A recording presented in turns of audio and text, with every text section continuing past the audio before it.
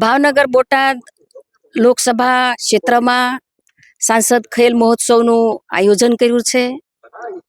સાંસદ ખેલ મહોત્સવની અંદર 1,78,440 ખેલાડીઓએ રજીસ્ટ્રેશન કરાવ્યું છે. 16, 17 ને 18 ઝોન લેવલે અને તાલુકા લેવલે વિવિધ રમતો રમાવાના છે. ખાસ કરીને 12 જેટલી રમતો આ વિવિધ ખેલાડીઓ રમવાના છે. વય જૂથ પ્રમાણે ખેલાડીઓ રમવાના છે.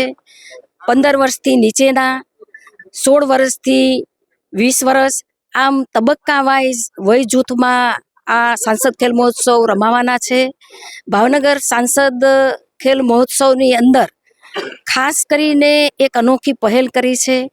એમાં દિવ્યાંગ લોકોએ 500 કરતાં પણ વધારે દિવ્યાંગ લોકોએ રજીસ્ટ્રેશન કરાવ્યું છે.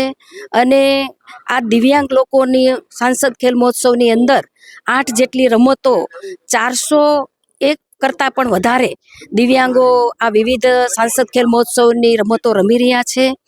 અને 22 અને 23 એ જિલ્લા કક્ષાની સાંસદ ખેલ મહોત્સવની અંદર રમતો રમાવાના છે.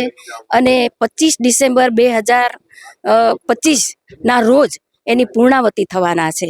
2000 કરતાં પણ વધારે વિજેતા ખેલાડીઓને પ્રમાણપત્ર આપવાના છે, શિલ્ડ આપવાના છે, ટ્રોફી આપવાનું છે, ટી શર્ટ અને ટોપી આપી અને આ ખેલાડી જે વિજેતા બન્યા છે એનું અમે સન્માન કરવાના છીએ.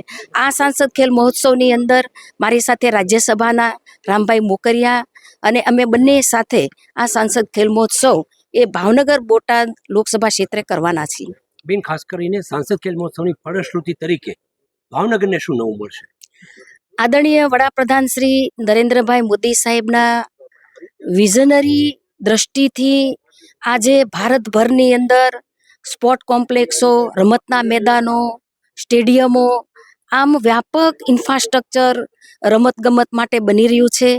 એક વ્યાપક રીતે રમતગમત છે એ ગ્રાસરૂટ લેવલે પહોંચે એ પ્રકારે એના ઉદ્દેશ સાથે આજે ભારત રમતગમતમાં આગળ વધી રહ્યું છે. આપણા ભારત સરકારના કેબિનેટ મંત્રી મનસુખભાઈ માંડવિયા સાહેબના નેતૃત્વની અંદર સમગ્ર દેશની અંદર સાંસદ ખેલ મહોત્સવ એ રમાઈ રહ્યો છે. અને એના ભાગરૂપે ભાવનગરની અંદર પણ ખેલાડીઓ છે એ શહેર, ગામડા અને દરેક જગ્યાએથી બધા જ વર્ગના લોકો આ સાંસદ ખેલ મહોત્સવમાં ભાગ લે અને રમે.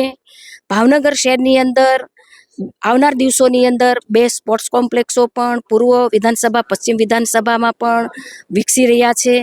ભાવનગર શહેરની અંદર આવનાર દિવસોની અંદર પણ એક ક્રિકેટ સ્ટેડિયમ મોટું, જે ઇન્ટરનેશનલ રીતે ક્રિકેટ રમાય એ પ્રકારે એ ક્રિકેટ રમાય એ પ્રકારે એ આયોજન કરવા માટે અમે પણ કાર્યરત છીએ. ભાવનગરને સ્ટેડિયમ મળે એ માટે થઈ અને તમામ રાજકીય આગેવાનો એટલે અમારા જેટલા વડીલો છે પ્રયત્ન કરી રહ્યા છે. ખાસ કેન્દ્રમાં જ્યારે આપણું નેતૃત્વ કરે છે ત્યારે ખેલ મંત્રી તરીકે આદરણીય મનસુખભાઈ માંડવિયા સાહેબ સાથે પણ આ વાત થઈ છે. સાહેબે અંદાજિત પહેલી જે રકમ હોય છે એ 15 કરોડ જેવી રકમ, માતબર રકમ ભાવનગરને આપવા માટે થઈ અને વાતચીત થઈ છે. ત્યારે ભાવનગર મહાનગરપાલિકા દ્વારા રાજ્ય સરકારને એક પત્ર લખી અને આગામી દિવસોમાં આ ગ્રાન્ટ મળે અને જે અનુકૂળ જગ્યાએ સ્ટેડિયમ બને એ માટે થઈ અને ભાવનગર મહાનગરપાલિકા, રાજ્ય સરકાર અને કેન્દ્ર સરકાર બધા માટે થઈને ચિંતિત છે.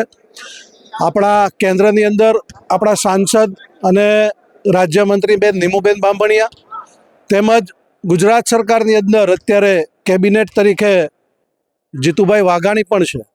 ત્યારે ભાવનગરને આ સ્ટેડિયમ આગામી દિવસોમાં મળશે એવી અમને પૂરેપૂરી આશા છે. અને જે ભાવનગરે જેટલા લોકોને જે પણ આગળ અમે આપ્યું છે તેનું ખાતમુહૂર્ત કર્યું, એનું લોકાર્પણ કર્યું છે. ત્યારે ભાવનગરને સ્ટેડિયમ મળશે એવી પૂરેપૂરી આશા છે અને આ આશા ફળશે એવી મને પૂરેપૂરી શ્રદ્ધા છે.